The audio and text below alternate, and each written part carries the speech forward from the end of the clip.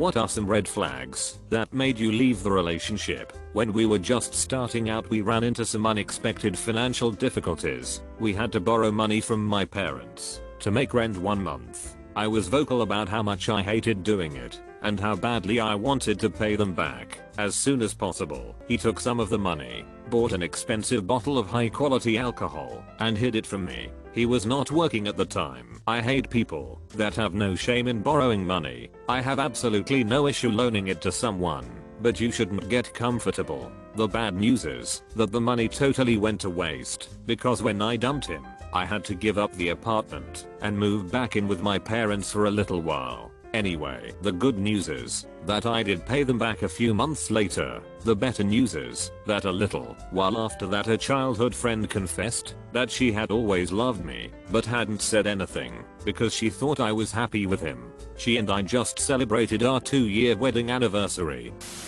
when instead of apologizing after being caught lying, he met another girl on the internet to show me how easy it was to get another woman to talk to him if I wouldn't, but he still expected to work things out. A friend of mine sat me down one day and told me she'd been smoking pot with him. He was a dealer at the time, and telling him how bad she wanted him, basically begging him for intercourse. He turned her down every time, but admitted he wanted to be with her and didn't think I deserved to be cheated on. He made it clear he was interested, but also that he wouldn't come between us. So it was my decision how things went. She denied it, but I dumped her shortly afterward, and she started dating him maybe a week later. He was kind of a mean guy most of the time, but I've always appreciated him giving me the heads up instead of just letting her cheat and me be none the wiser. He ruined every big event. He had an attitude that didn't let you enjoy anything. He would act happy and excited leading up to said event, then just ruin it. I just left a relationship for this same reason. No matter what the situation, he always had to focus on the negatives and acted like the whole world was against him all the time. I have severe depression, and eventually, after a particularly bad relapse where I was suicidal again, I got therapy. I worked so hard to change my outlook on things, to practice self-care, to recognize when my symptoms were getting bad and manage them, and to have someone constantly trying to undo that was just too much. Controlling behavior.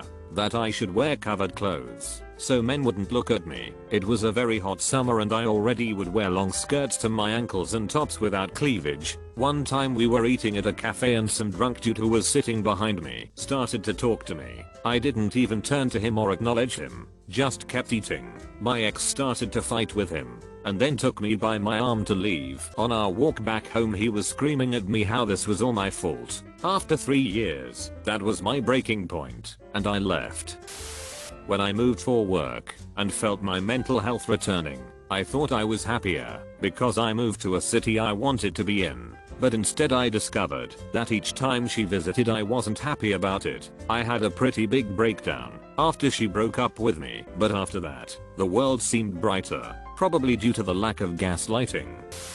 He was a little older than me and well known around the city, a DJ, and he loved taking me and my friends and coworkers out and entertaining us. It was a good time, and I'm the type of person that likes to include people in things they might not have a chance to do again. It was a blast. Then he started taking them out when I wasn't around and entertaining them at our place. He later referred to me as the greatest unintentional wingman he ever met in front of people I knew. Luckily at least one of my coworkers was a decent person and clued me in. Probably when I told him I needed them to come to couples therapy with me because I was tired of having the same arguments and I was miserable because of these issues we were having, and his response was to look me dead in the face and say I don't want to go because they'll just tell me I'm wrong and I don't want to have to change. Hit me then that he didn't actually care if I wasn't happy, just that he was hard to misinterpret when he literally said it to me. I had the same kind of thing happen. My ex mentioned that her therapist thought I could drop in for a session or two with her, and I thought that was great. This was within the last 2 months of our 2-year relationship. After some stuff went down and we were on the rocks, I told her I would love to do couples therapy, and she frowned and said, "Why? I don't want to go to couples therapy and just be told how bad I am." I realized I needed help and asked for it, got diagnosed with depression, and recommended to stay in one clinic because I was really at the verge of suicide. I called her, explained the situation, and told about the clinic. Her response was, and I quote, "And what will I be doing while you are there?" I noticed she wasn't my partner that moment. My ex-husband would get moody when my plans would change or when I would come home early from a trip. I ignored it, but something wasn't right. Eventually he just started treating me like I was somehow in his way, still claiming he had been faithful. I left him. Many years later he admitted constant infidelity. It was not a shock. Sometimes you know. Even if you don't know, you know. I broke up with a woman pretty soon after she told me that she hated surprises and that I should never surprise her. We were in a long distance relationship at the time. That was pretty revealing. Also, in the 6 months I dated her, when she would tell me about her day and her life, she never, not once, interacted with a single heterosexual man according to her stories. It was always her gay friend or her married friend. I actually paid attention. Not once did she ever tell me she interacted with a single man.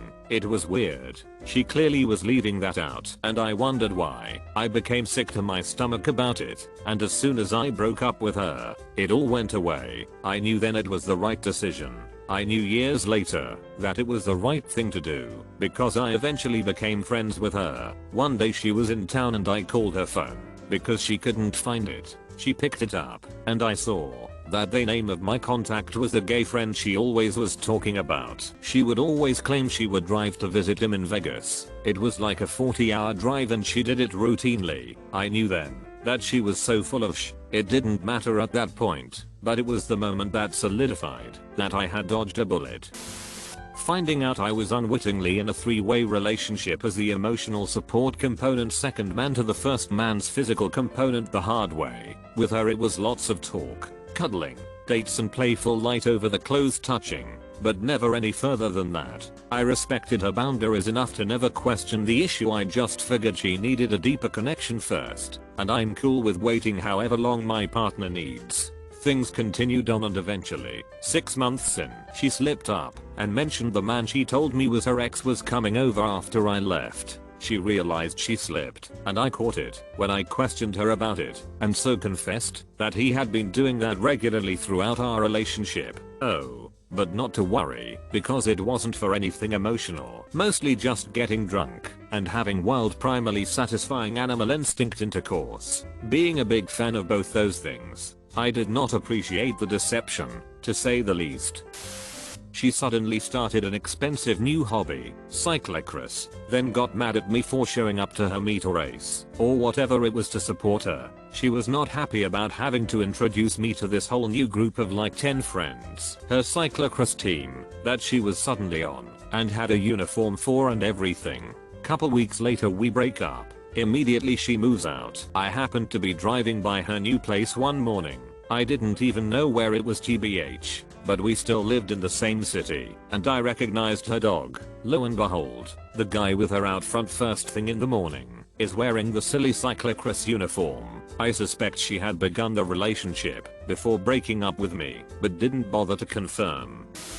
The doctor calling me 2 weeks after I had my son to tell me that my son's father had given me chlamydia during my pregnancy. I had gotten a full test of everything at the end of my first trimester and was negative for any STIs. My labor lasted about 42 hours after my water broke, resulting in an emergency C-section. I'd been kept for an extra 2 to 3 days because I couldn't shake a fever from some kind of infection they weren't able to identify at the time.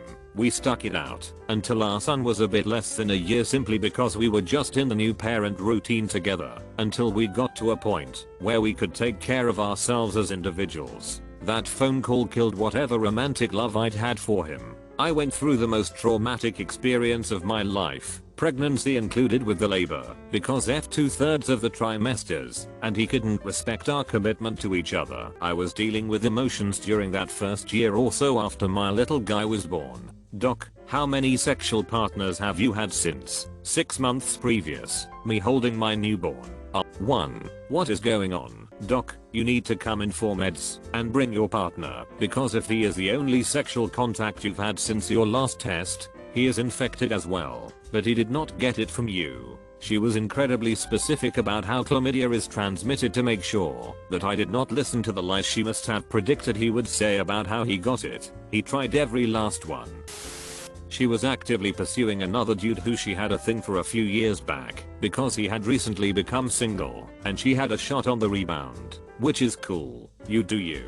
Kinda predatory but okay w/e homie, but lying to my face and saying you ain't interested is a fatal flaw in communication.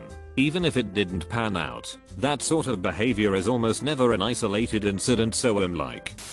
At my college boyfriend's apartment, I was doing my calculus homework, and he was working on making a stand for a speaker. In the middle of a fairly tricky problem, he called from the other room asking me to hand him a wrench. I called back in a minute. The next thing I hear is the speaker stand being kicked toward me. I look up at him, and he says, "You're lucky it wasn't you." I was out of there. The feeling of if I don't appease this person right now, I might not live until tomorrow was a big red flag. There were lots of others like the attempts to cut me off from any support networks. I thankfully had enough to get me out once I'd accepted that I needed that help and that it was okay to accept the help getting out and that with help we were gonna make a plan. I woke up to 20 missed calls and like 50 message talk about how I was a bad person for not answering the phone and she knew I was cheating on her and that she was leaving me. I told her I was sleeping and she immediately called me crying and begging me to take her back and that she isn't normally like that. I was practically smacked in the face with a red flag. I kind of felt bad. She must have been in some really bad relationships to become that way. I don't think people turn out like that just because. He was incredibly insecure, jealous, and paranoid. He would get extremely angry at me for accidentally looking at another man, usually just zoning out when someone happened to be in front of me, claiming I was doing this to get their attention and or deliberately embarrass him. He would also continuously accuse me of talking to a whole bunch of different men that I never had, and more. Worst part in all of this was that the more I would try to reason with him and or even give him proof, the more he would distrust me and the more firmly he would believe these delusions. I really loved him, and I knew he was really struggling with his mental health, but he wouldn't get help. And the last time he tried to make accusations against me, I knew I couldn't let myself keep going through the emotional abuse. When we first started dating, I tried playfully flirting with her, and she told me she didn't like it, and told me because she has some traumas and she doesn't like flirting or inappropriate conversations. Found out later that she's been flirting with multiple guys behind my back, and they were very explicit. Asked her why, and she said she was afraid of looking like a slut to me, but somehow was comfortable looking like a slut to everyone else because they didn't matter to her. If they treat you differently when it's just you two vs when you're around other people, sure there are some small things we do around our partners, so we act a little different in private, but if it's a major switch in personality, leave the relationship as fast as you can. Curiosity might compel you to stay, and it's annoying to get hot and cold treatment. Just leave and don't bother.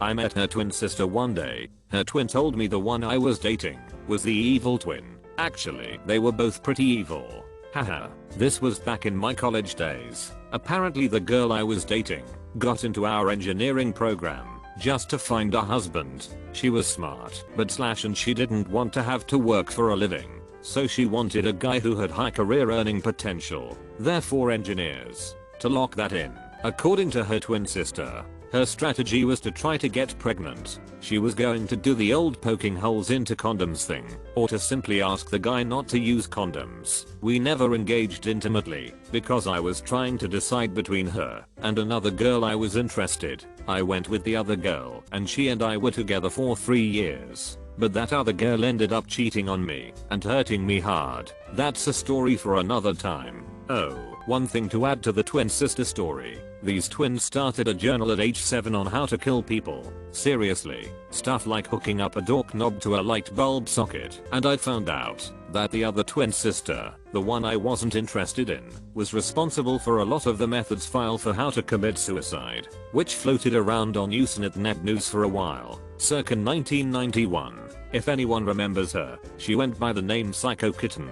Both girls had great smiles and looked innocent enough. Just a warning for the rest of you guys out there. Haha.